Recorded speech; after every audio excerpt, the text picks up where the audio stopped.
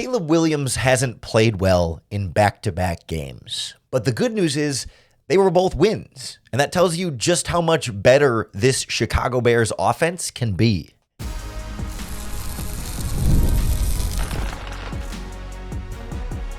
You are Locked On Bears, your daily Chicago Bears podcast.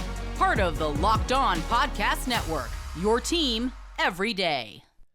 This is Locked On Bears, and I'm your host, Lauren Cox.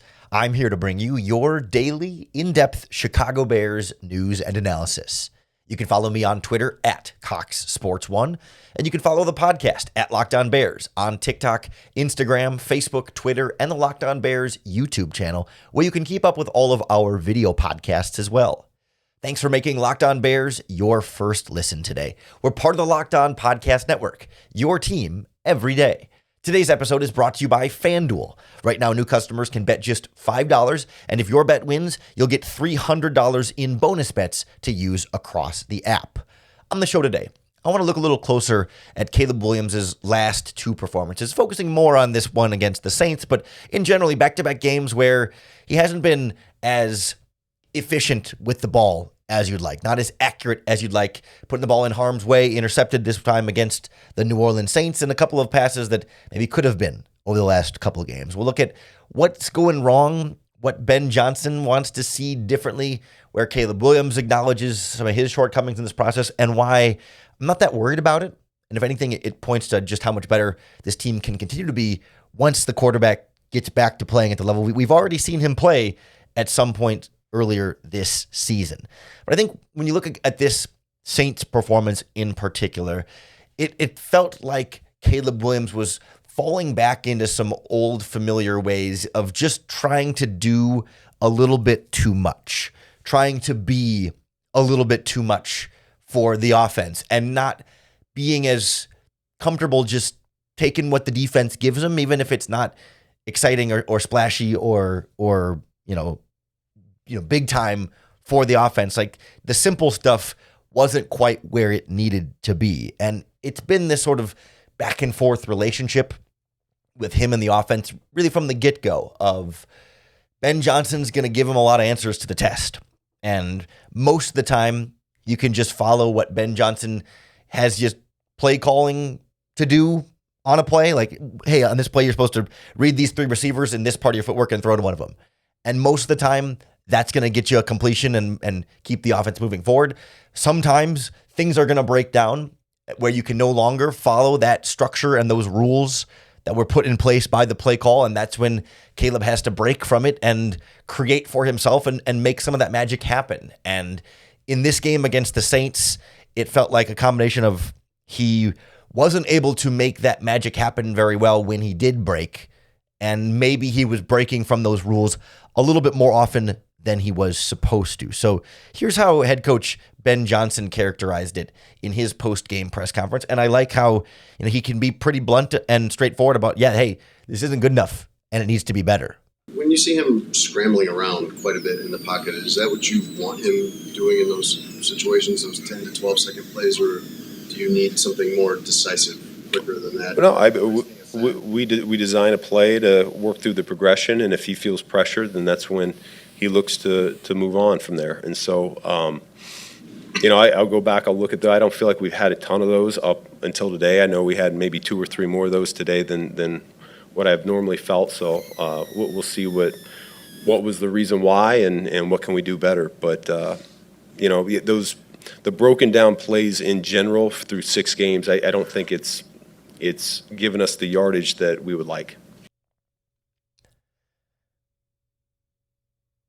It's the kind of thing that you would think by their 6th game would be a little bit more cleaned up. And I think there's some frustration from Ben Johnson there, feeling like, hey, yeah, this needs to be better by now.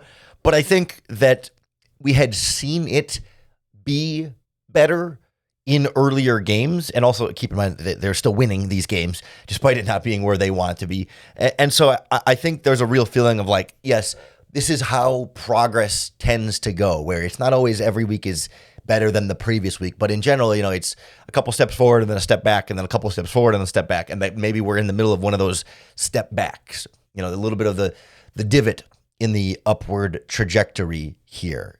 And I think that's something that is just going to come with more time on task and more reps of like, yeah, you can say, hey, you only break the rules when you're under pressure and try and set it as black and white as you can. But there's so much gray area in football in terms of like, well, you think you feel pressure and there's a coverage defender closing in. So you have to make a split second decision of, okay, do I rip it or do I not? And well, what down and distance is it? How deep is the yard? Or how deep is the route downfield in relation to that down distance? What's the score? Is this a situation where I should? Like, there's so many different scenarios that you can't just have a singular set of rules that say do this or do that. Because sometimes there's a gray area of, well, I'm not sure. It's not clear.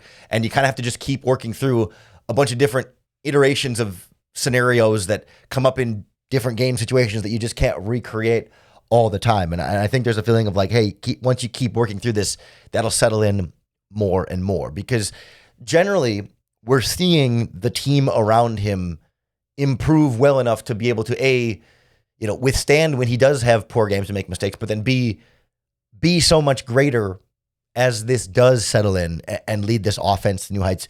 Once the quarterback play gets back up to that higher level, if the running game continues to play this well and the playmakers make plays after the catch and the offensive line is blocking better, it can really kind of all add up to be a really well-rounded looking Chicago Bears offense.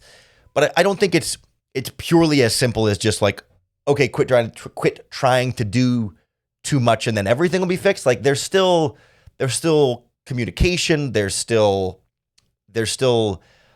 accuracy and rushing things. Like there's more to this than just, he's leaving the pocket too much or too soon. And I also think we're still seeing fairly consistent signs throughout this process that he is still doing a lot of good things away from some of the bad things that we're seeing here. And so I kind of want to go through how Caleb is seeing this from his own perspective under center and how this plays into some of the stuff that's going on around him in this Chicago Bears offense next on Locked On Bears. I'm Cody Rourke from Locked On Broncos, and this episode is brought to you by Peloton. Peloton is shaping the future of fitness with the brand new Peloton cross-training Tread Plus powered by Peloton IQ. This is Peloton's most advanced equipment yet, giving you real-time guidance and endless ways to move, whether you're running, lifting, or you're cross-training with your favorite instructors like Alex Toussaint. It's training reimagined to make your workout more personal. Peloton is built for breakthroughs with features that help you plan, stay motivated, and hit peak performance. You can let yourself run, lift, flex, and go while Peloton handles all the rest. Plus, Peloton IQ provides real-time strength coaching, tracking your progress and suggesting weights that challenge you so you can get stronger. Plus, the new movement tracking camera, it counts your reps and corrects your form in real time, making sure every rep is safer and smarter. So, let yourself run, lift, flex, push, and go. Explore the new Peloton cross-training Tread Plus at onepeloton.com. The Locked On Bears podcast is also brought to you by Mazda.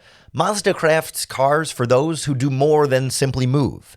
Because we know from footwork to breathwork, the athletes sweat all the details. And Mazda brings this same intention to how they craft every model. Mazda delivers confidence with every ride, with more IIHS top safety pick awards than anyone else. You can really feel that Japanese craftsmanship in every detail, from the metallic accents to available Napa leather upholstery. You can make everyday drives feel like anything but, from smooth handling to intuitive controls. And with all-wheel drive standard in every crossover SUV, you can drive with confidence through almost any season. Like our players, Mazda sweats every detail, because when you make every move count, impossible becomes irrelevant. Mazda, move and be moved.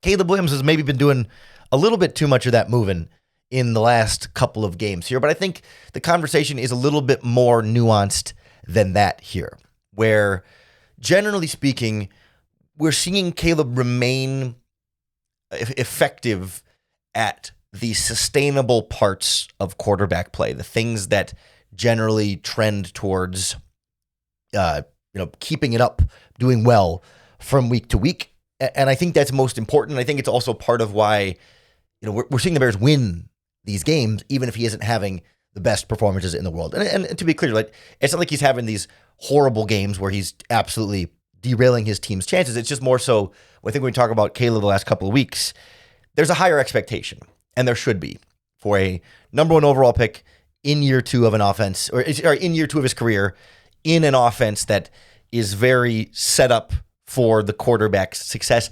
And while we're now seeing the rest of the offense around him really get up to the level they need to be to potentially, to support him and put him in the better position to be successful. Because I think when we watch what Caleb Williams has struggled with, a lot of this is quarterback under pressure and what's happening when he is moved off of that spot.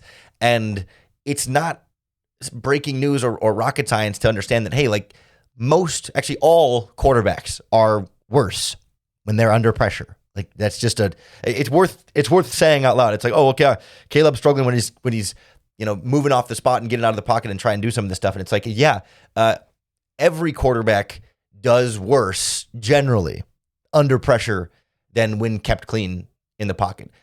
Now, some quarterbacks find ways to make great and special plays out of the pocket, and we've seen Caleb do that too. So it's not as though he hasn't been able to. Just the last couple of weeks is where we haven't had like that extra layer there. But like, it's okay that he is making some mistakes in some of these areas. And I think it's pretty clear when you hear Caleb Williams talk about this, like, he sees it and he gets it and he knows what he needs to do to get things right, to get things better, and to get back on the track that we wanted to see him.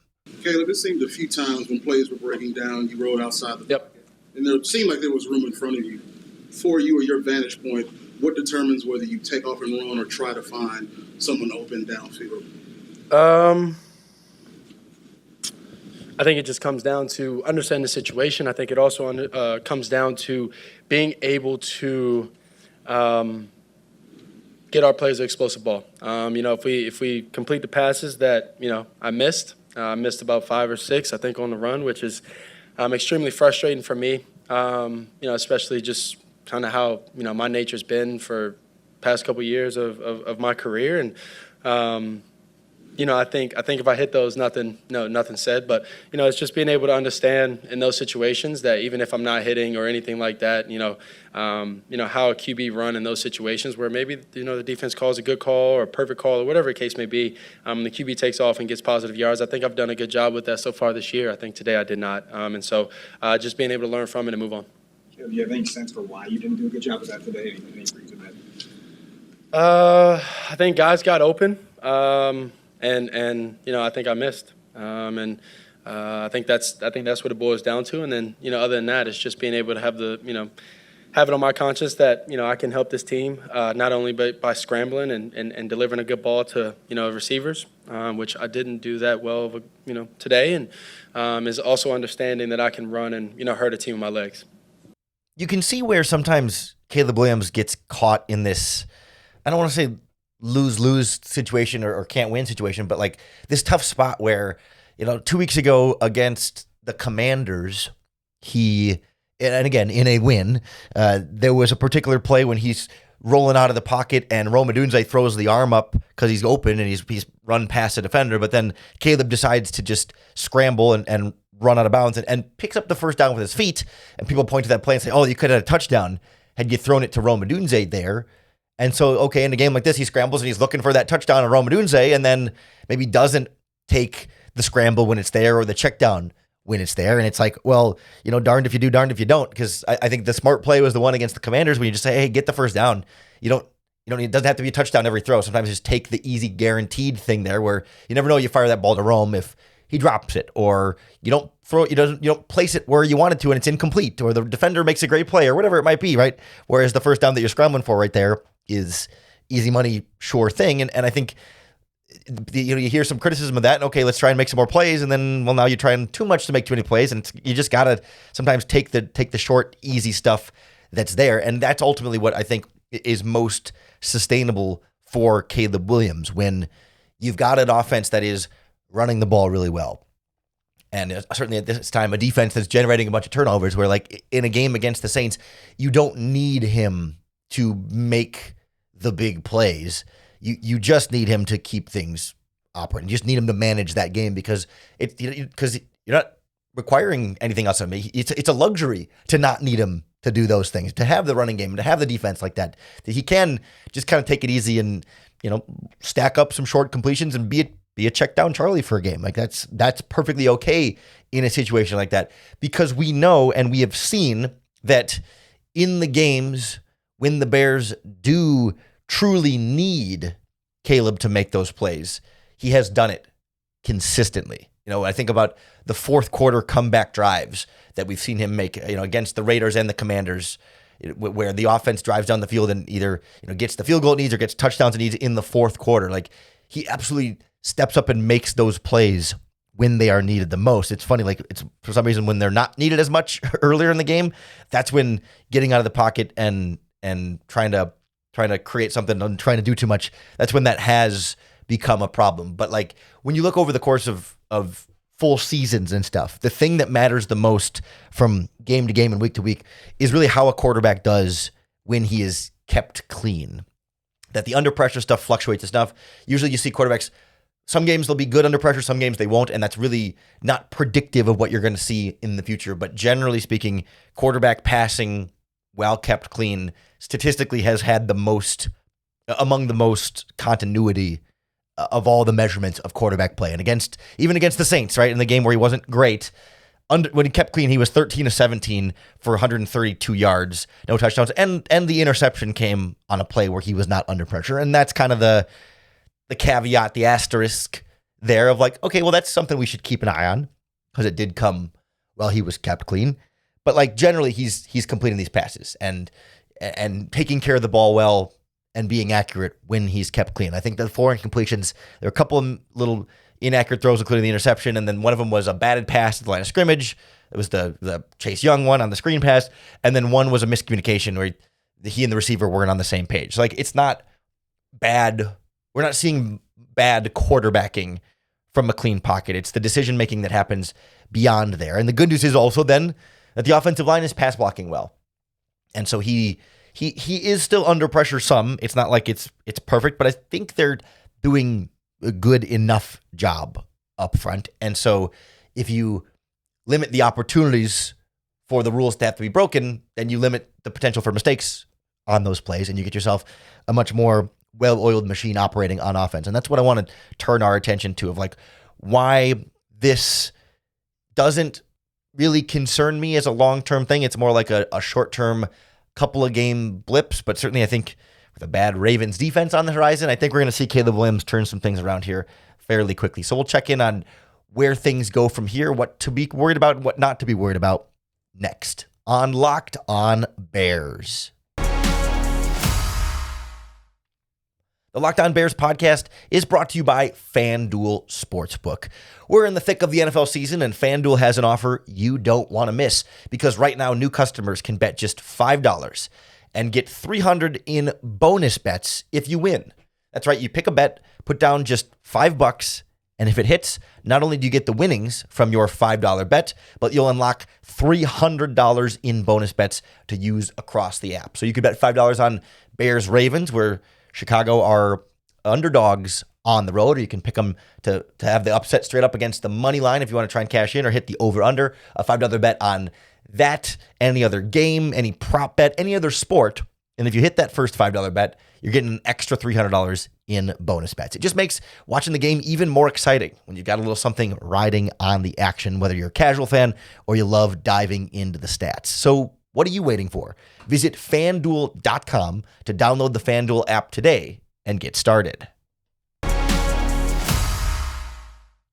So we've seen back-to-back struggles from Caleb Williams, but I'm not concerned about it being some sort of bigger picture, longer-term issue here. That, yes, not that the Saints were not some great defense that you feel like can shut down your quarterback, whereas like the Commanders have been at least for a little while this season, they were one of the top 10 scoring defenses. The last 2 weeks, they've given up some real points here, but they've been a pretty consistent defense under Dan Quinn for quite some time. And so there's something to be said about, hey, you were facing a decent group the week before, but more broadly, I just think this is normal quarterback developmental curve type of issues.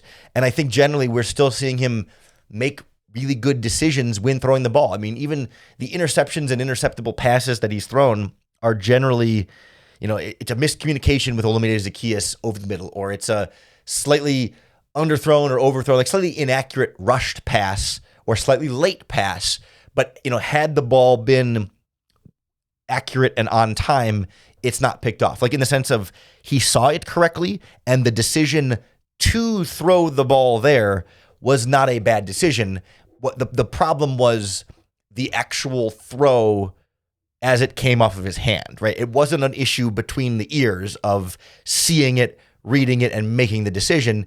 It was an execution error in mechanics, footwork, timing stuff. So you know what I mean? So it's not so much like he's not reading coverages well, or, he had no idea that defender was there, or why is he trying to force that ball into there? Like, I think, the interception to Rome Odunze against the Saints, like, ball's got to come out earlier, and it's got to come out with some more zip on it. And, you maybe steered it down a little bit to that side of the field. But I also think, and we talked about this briefly yesterday, Rome Odunze has to help fight for that ball a little bit more in the air too. That's, and again, doesn't excuse the throw from Caleb, but like, I'm not overly worried of like, this guy has forgotten how to make smart decisions with the football. He generally takes care of the ball well. And even against the Commanders on a couple of bad throws, like it didn't feel so much to me like he doesn't know what he's seeing out there. He very clearly gets it. And the way we heard him talk earlier, right? He knows what he has to do differently and what he has to do better. And that's why it's easy to have some confidence and both some confidence that it's going to get better and some patience to say, hey, yeah, this is going to be part of the learning and growing process, especially when you just start to peek ahead a little bit to the Baltimore Ravens next week. And even before you do a deep dive on the Ravens roster and everything, they are last in the NFL in points allowed per game. They're giving up 32 points per game this season, and they are in the bottom 5 in passing yards allowed and passing touchdowns allowed, and not getting it. They have 1 interception all season for that defense. Like, this is going to be an opportunity for Caleb and this offense to really get involved in a shootout, because the Ravens offense is really good, and Lamar Jackson's expected to be back and ready to roll and firing on all cylinders. So they're going to test this Bears defense, and I think this is going to be a game where we alleviate a lot of the Caleb Williams concerns, which is part of why I wanted to talk about it now, because I think a week from now, this isn't going to be something people are worried about, but we got to address the fears now rather than kind of let them continue to kind of permeate all throughout the week and be worried about, what's going to happen against the Ravens. Like, it doesn't mean he's going to come out and be perfect, and it might not even be as sharp and crisp as it felt against, say, the Dallas Cowboys defense by comparison. But I do think it's going to be a lot more of that in rhythm, following the types of rules that have worked in Ben Johnson's offense that we've seen him have that kind of success with earlier in the season. Because I do wonder if we'll see Ben Johnson maybe respond by trying to be a little bit more aggressive on offense, especially, with Caleb Williams. I think given some of the run success that they had against the Saints, there wasn't as much of an emphasis on trying to get Caleb Williams into an early rhythm. And then I think you add on, the snap fumbling issues and a false start on the first couple of drives too. Like, it was just hard for Caleb and the offense, in the passing game at least, to get that rhythm, stack easy completions and come out of the gate with putting your right foot forward. And I think from there, it was kind of hard for them to ever really get back into that because they were running the ball so well. So why bother throwing it 3 times in a row? Like, just keep giving it to Swift and Monangai. Like, that's such a luxury that they were just going to keep going. And we even heard the broadcast say, like, they're just running some of the same running plays over and over again and waiting for the defense to stop them. And so Ben Johnson doesn't have to focus a lot on trying to get Caleb going into rhythm at that time. Like, you're still throwing the ball, but it doesn't have to be like the emphasis of the offense is, hey, let's get this quarterback going, because you didn't need him to. Maybe you're going to need him a little bit more too against the Ravens if they're putting up more points than what the Saints could get going against the Bears early on in that game. But I just think there's a pretty clear universal understanding of, like, Caleb knows what he's doing wrong and what he's got to do to fix it. Ben Johnson knows what's wrong and what needs to be done differently. They're coaching him hard to do it, right? There's not this, like, you know, in the Eberflus era, it's like, oh, well, guys got to execute better, or, oh, you know, it's fine, we're not worried, or whatever it is. You know, they kind of talk around it, and no one really seemed to be addressing stuff, and it would just kind of go unchecked. But this is, or there'd be this mystery of like, we can't figure this out. They wouldn't say that, but it's just like, you just keep trying the same things and it's not working, and they don't have any solutions, right? But here, there's a clearly identified problem, a clearly identified solution, and everybody's on the same page. Like, I have no reason to think they won't have, that they'll have any trouble figuring this thing out, especially because technically this week preparing for the Saints was a slightly short week because they had played on Monday Night Football the week before against the Commanders. So you lost a day. And even Ben Johnson had talked about how, you know, that short week hurt them against the Lions in week 2, but he thought they did a little bit better with a shorter week heading into the Saints. But now you got a full normal week of Sunday noon to Sunday noon, have the time to go back through and correct everything the way the Bears want it to. Plus, along the way, I think you'll see, you know, Theo Benedict settle in a little bit more at left tackle with another game under his belt.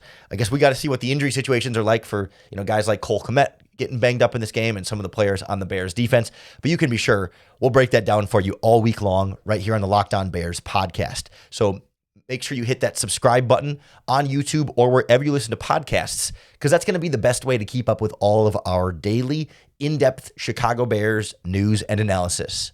Thanks for making Locked On Bears your first listen today. We're part of the Locked On Podcast Network, your team every day. If you're looking for a second listen today, be sure to check out the Locked On NFL podcast for more football talk, because it comes out twice a day, once in the morning with Tyler Rowland, and then again, a second episode in the afternoon with Tony Wiggins. And I co-hosted on Tuesday mornings with Tyler Rowland. We're breaking down the Monday Night Football games and some of the biggest storylines from the weekend in NFL football action. So go get more football talk from Locked On NFL. Coming back tomorrow, make Locked On Bears your first listen once again for another opportunity to bear down.